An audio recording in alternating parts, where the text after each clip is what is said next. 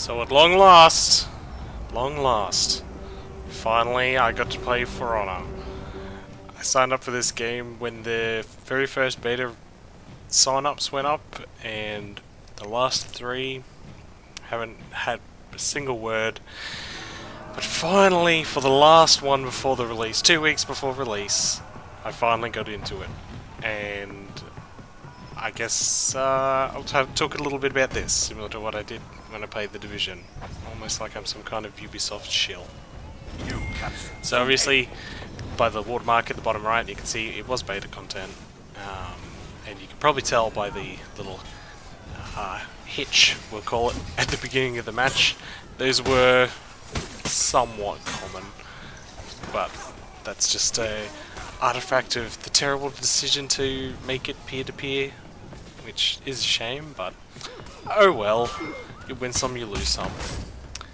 So I think everything you'll see today is just me playing the Orochi, which is one of the samurai heroes, the assassin slash agile hit 'em and run away style class, which ended up being my favourite. I did play most of the heroes. The only ones that I missed out on, I believe, was the Vanguard for the Vikings, and actually that might have been about it.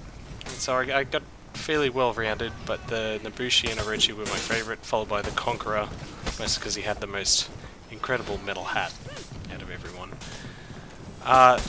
So yeah, the combat in this was pretty much what I expected. It's pretty much all the things I like about Chivalry, a little bit of the directional blocking and attacking system from Mount & Blade.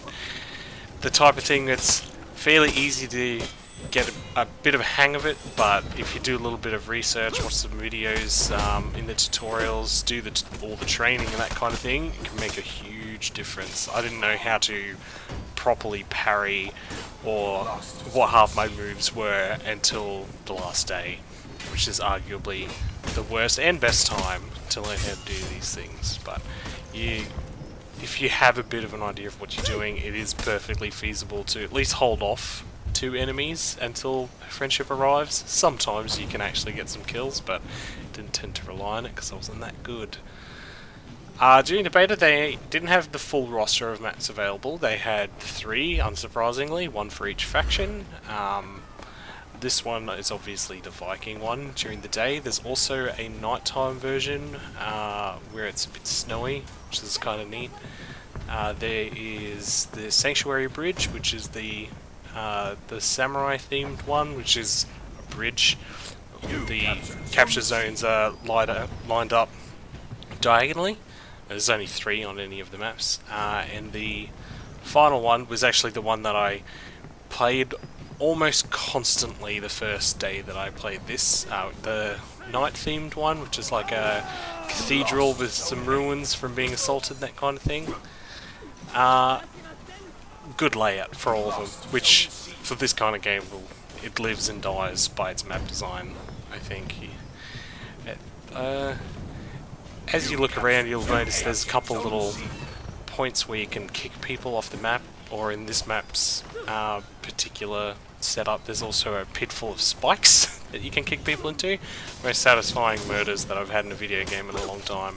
Oh, the game does also feature drop attacks, but these ledges here are not high enough for them, unfortunately. The character I'm currently engaging is a Nobushi, which earned the nickname Stick Bitch amongst myself and a couple of the people that I talked to that have been playing this. They are an absolute pain in the dick to fight if they have the slightest idea what they're doing, because they have some of the best range in the game. The revenge system, which is what the little exaltation I did there, that's one of those systems that isn't really made clear unless you go looking for it. Basically, by blocking multiple attacks, you build up a revenge bar. If you're blocking multiple enemies' attacks in a short period of time, it builds up faster, but when you use it, it does a little knockdown for people who are close to you, boosts up your attack, your defense, your speed, all that good stuff. And can definitely let you turn the tide if people are ganging up on you, but it isn't infallible. I've noticed there are some people who are really, really good at making best possible use out of it. It's actually kind of annoying. Now, when you reach 1,000 points, or whoever reaches 1,000 points, the opposite team goes into sudden death mode where they can no longer respawn. Basically, the idea is to try to corner the survivors and use one of your executions on them. Because if you beheaded someone, you can't really just revive them by hovering your hand over them like you can a normal grievous wound, like having an axe buried in your skull. One of the things that actually kind of surprised me is that the game can progress far enough that both teams are currently in sudden death. That's when the game gets real interesting. That's when everyone's down to the wire and people start doing some tactics they probably normally wouldn't do, which sometimes gets them killed, sometimes it saves the frigging game. It's a little bit unpredictable that way. But it's definitely one of those little touches that I didn't expect from this game, but ended up really liking that aspect of it, which was probably a very common sentiment that I had throughout playing this. One thing that I was also surprised by, going into the game, you know, the trailers that we had at E3 and the little starter video that they released recently, I was 100% convinced, for whatever reason, that when you played, it would be a particular faction versus a particular faction, similar to the way that Battlefield 3 and 4 did it, where they would always have just a pair of factions at each other's throats, and it just depended on the map which those two factions were. So colour me surprised when I went to play my very first game, and it asked me what class or hero that I wanted to be. I got into game, and even though I'd chosen one of the samurai heroes, I had a bunch of Viking minions storming the map. So that was definitely something that was unexpected, but makes a huge difference, at least to me anyway. You would have seen there's these little guys with no names or anything, the little minion style ones. They function like creep in a MOBA. They're there to get you points, basically. They can hurt you. It's generally not worth worrying about unless you get surrounded, in which case it swiftly becomes an issue because they are constantly hitting you. And even though they only do a little bit of damage, when there's like 9 of them doing it, it adds up real quick. Now, one of the things that I didn't discover how useful they were until after playing for a decent period of time was, my god, ladders are both death traps and your saviors. They are incredible. You can slide down them.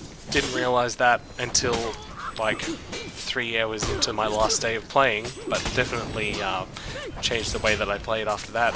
You can also knock people off them. As far as I can tell, you can only attack up, maybe. I never was able to attack down, but you can slide down into people and knock them down. That's a bit of an issue if you're the one on the receiving end.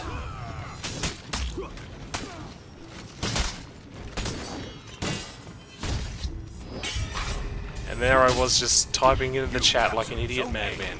Fantastic.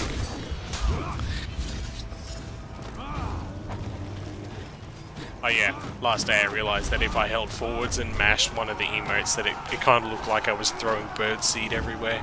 Pretty good. Surprised that I didn't have anyone get real mad at me. So in the post-game, after finishing a match, you'll be greeted with this screen where generally you'll get a piece of loot. Sometimes they're great, sometimes they're not. You can break them down, make new stuff, yada yada yada. It's a pretty simple system, but it gives you that little bit of constant progression, which is always nice. You also get XP in the in-game currency steel, which is somewhat dependent upon your performance, and in the case of this particular match, I did also complete one of my daily task things that give you a bonus as well. Oh, plus you level up, you get more feats, which are the little abilities tied to 1, 2, 3, 4, and you get other colour schemes and other bits and pieces as well. As you can see here, I'm just changing through some of the feats. I never ended up using the Arrow Storm. I never managed to get it, at least whilst I was making this video. In between matches, there's also a system which I skipped over because I'm a moron, where there's a long-running territory war. Every faction has a different part of the map and little territories that they control, and in between matches you can put some of your war effort score towards defending or assaulting zones, depending on the game type, although you can put them in for other game types if you so choose. And you capture territories every 6 hours, all the way to the stronghold of the faction, other factions, your own factions, whatever. I am expecting that there'll be some kind of special assault style mission or defense mission there, but at this point, I don't know. It didn't happen whilst I was playing. The first day, the samurai were dominating the map, and the second day, the Vikings had pushed everyone's shit right up there, and it was only just starting to turn the tide when I stopped playing to put this together. This is the Sanctuary Bridge map, which I was quite fond of. I definitely enjoy the look of it, and it also has one of my absolute favourite mechanics in that there's little portcullises that you can close.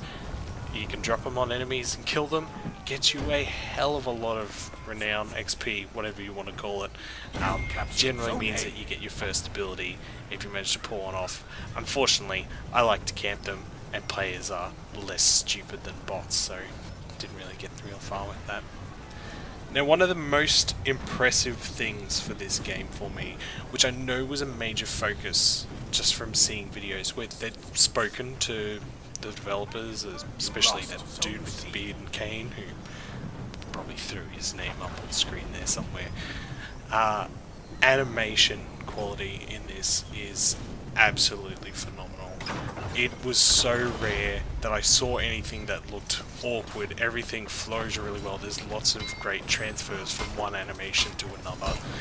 They're always smooth, they look natural, they feel weighty whenever you have weight behind them. You look light on your feet if you are a light character who's just sprinting around.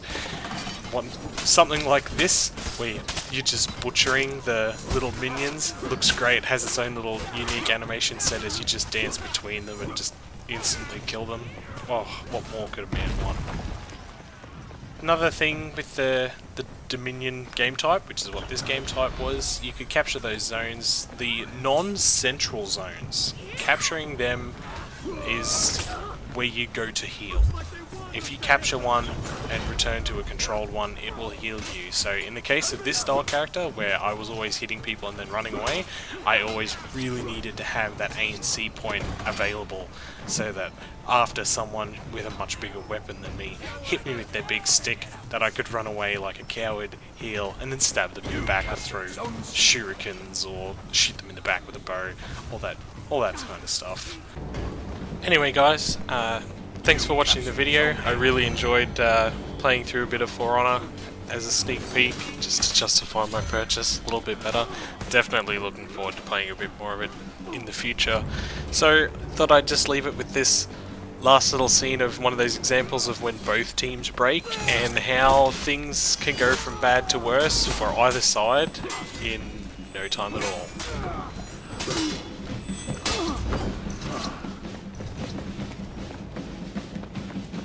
You captured Zone C.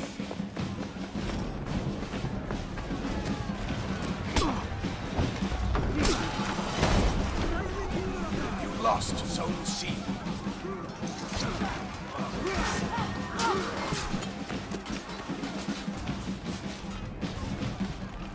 You lost Zone A.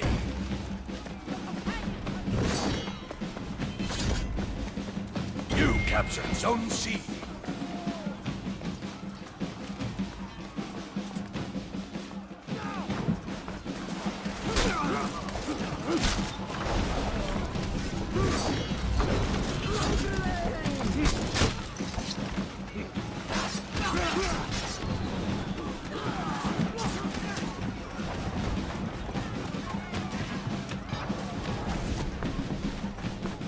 You lost Zone C.